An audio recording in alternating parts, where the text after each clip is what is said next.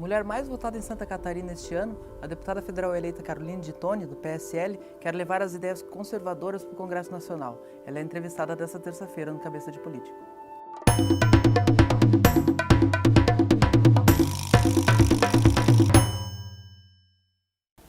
Deputada, a senhora participou daquelas manifestações pelo impeachment da ex-presidente Dilma Rousseff em 2015, foi candidata a vereadora, agora é deputada federal. Como foi essa sua trajetória? Como a senhora se imaginava lá atrás, quando estava fazendo as manifestações, que chegaria a ser deputada nesse momento? Então, a minha trajetória começou como uma cidadã comum, indignada com o que estava acontecendo, né? Eu tomei consciência da situação por ser aluna do professor Olavo de Carvalho, né? E a partir daí eu adotei como uma conduta não ser omissa mais diante daquilo que eu visse de errado, né? Então, em 2014, protocolei o primeiro pedido de impeachment da Dilma Rousseff. Aí, na sequência, vieram só que o Cunha arquivou, né? Então, na sequência, vieram as manifestações contra a corrupção em todo o Brasil e nós lideramos esse movimento em Chapecó. A maior manifestação reuniu 25 mil pessoas. Aí, na sequência, o nosso grupo, que era da sociedade civil organizada, reunia cidadãos comuns também, né, com suas profissões na iniciativa privada, nós nos reunimos e pensamos, vamos lançar um candidato a vereador para ser algo diferente da política tradicional. E eu era a pessoa que na época tinha disponibilidade, em 2016, né, então concorri a vereadora, fiz uma campanha assim, eu praticamente não fiz campanha, só nas 2 últimas semanas visitei algumas empresas de manhã, porque eu sou advogada, tinha que trabalhar no escritório à tarde. Gastei R$365 em recursos próprios, né, porque eu tenho essa ideia de que política não se faz com dinheiro, mas com ideias, né. E fiquei como primeira suplente na época. Não assumi em nenhum momento naquele ano que fiquei na suplência. E eu queria ter protocolado o projeto de escola sem partido em Chapecó, né? Mas os vereadores não abriram para eu entrar. Eles têm medo, o político tradicional tem medo da renovação. É por isso que a senhora deixou o PP e foi para o PSL? Um dos motivos foi esse. E aí depois surge então essa oportunidade, fui para Brasília, acompanhei pessoalmente quando o Bolsonaro migrou de partido. E aí quando o Lucas assumiu o partido, ele me convidou para ser vice-presidente estadual e aí começamos a fazer um trabalho no Grande Oeste, né? A minha campanha física foi basicamente distrital, fiz só no Grande Oeste, né? Visitei mais de 30, 40 cidades por aí. Mas na internet, então, nós apostamos realmente nessa renovação política e fizemos bastante. Essa votação que a senhora teve, impressionante, a mulher mais votada. Então, eu não imaginava, né? Nós trabalhamos sempre com no aspecto, assim, de não sermos políticos, né? De virmos com essa proposta da renovação, né? E as propostas do Bolsonaro são muito similares ao que a gente pensa. Então, as minhas 32 propostas, eu tinha um folder de propostas, né, são bem parecidas tanto no âmbito da educação, segurança pública. Então, nós investimos bastante nessa questão de trazer um slogan forte, por exemplo, a candidata mais à direita do estado de Santa Catarina, porque eu praticamente me considero a única candidata de opinião realmente dentre os federais eleitos, do PSL e também dos outros partidos. Ela falou que foi aluna do professor Olavo de Carvalho.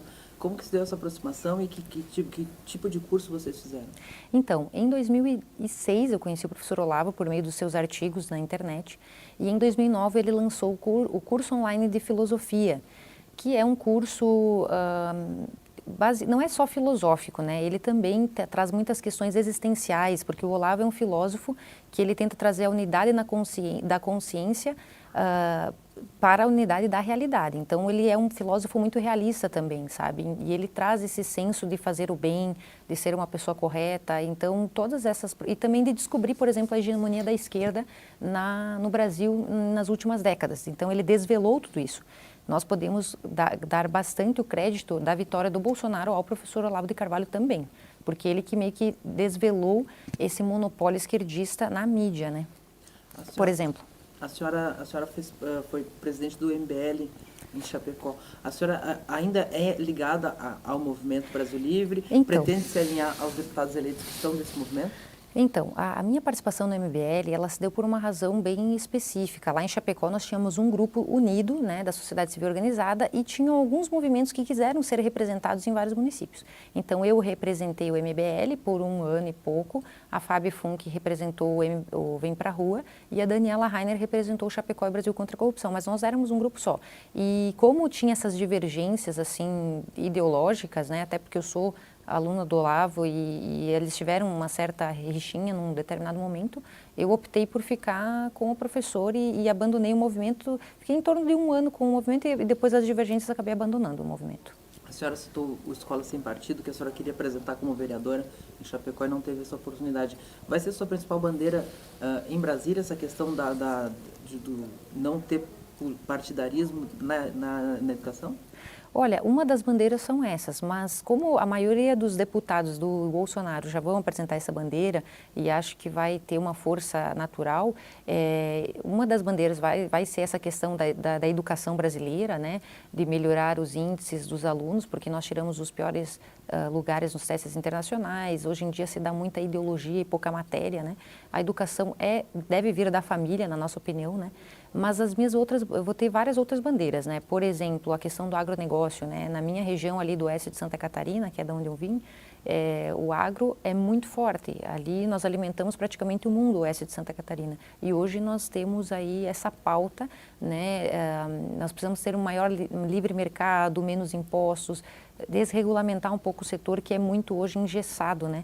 Pelo Estado brasileiro. Então, essa é uma outra pauta. A segurança pública está entre as principais pautas também. Enfim, são várias questões, né, que nós temos o compromisso perante o eleitor e foi isso que eles quiseram, né? Então, eu acho que o fato de eu ser uma candidata de opinião e realmente dar o recado claramente fez com que me adotassem. Então, por exemplo, a minha campanha, né, fiz 109.663 votos, né, sendo a mulher mais votada e a quarta no geral. E se você for ver minha prestação de contas, eu gastei R$60 mil na minha campanha, né? Enquanto que, digamos, a outra mulher mais votada, que é de outro partido, ela ganhou de fundo partidário R$2 milhões. Então, eu acho que eu represento, sim, a nova política justamente por ter essa opinião e porque o povo catarinense na sua maior parte, conservador, né? Isso é nítido, tanto que o Bolsonaro, em todos os vídeos que ele gravava com o pessoal de Santa Catarina, ele falava. Santa Catarina foi o primeiro estado a me dar o primeiro lugar nas pesquisas, né? Mostrando a nossa vocação conservadora, nosso estado, né? Muitos dos eleitos, a senhora também faz parte disso, batiam muito na tecla da antipolítica, da nova política. Como é que vai ser agora que vocês vão ser os políticos? Não tem medo dessa metamorfose? Então, isso é uma questão muito importante porque realmente, né, é muito fácil ficar de fora e criticar, né, também. Mas eu acho que a nova política, ela representa um compromisso com a real vontade do povo, né? Então, por exemplo, o Bolsonaro ficou 30 anos no Congresso, mas ele representa essa nova política porque ele não se corrompeu, ele não foi citado em nenhum esquema de corrupção. Então, quando ele surge aí do ostracismo da Câmara de Deputados, do baixo clero da Câmara de Deputados, para ser o candidato a presidente, ele vem com essa bandeira da renovação e realmente as pessoas compraram por quê? Porque ele traz os valores dos cidadãos. Então, eu acho que se eu manter, e eu e os outros deputados que representam a renovação, mantivermos a nossa conduta reta, com ética, moral e representando realmente a vontade dos cidadãos, a gente vai sim representar a nova política, mesmo sendo político, né? A senhora pode ser candidata a prefeita de Chapecó daqui a 2 anos? Então, o pessoal lá do Oeste, eles têm, por conta da votação, né, eles estão me sondando a respeito disso, mas o meu compromisso são com os 109 mil eleitores, né, e que apostaram que eu ia estar nos debates das grandes pautas nacionais, né. A minha vontade é permanecer como deputada federal, mas na política a gente sabe que o cenário às vezes muda de um dia para o outro, quem dirá daqui 2 anos, né, a gente não sabe o que vai acontecer. A gente nunca pode fechar as portas, mas em princípio eu pretendo permanecer como deputada federal mesmo. Bom, deputada, obrigado pela participação aqui no Cabeça de Político. Até uma próxima oportunidade e boa sorte em Brasília. Muito obrigada pela oportunidade. Parabéns pelo seu trabalho também, porque eu acompanhei a tua lista por futuros eleitos e você acertou mais uma vez. Então, é uma grata satisfação estar aqui conversando contigo e também com os eleitores.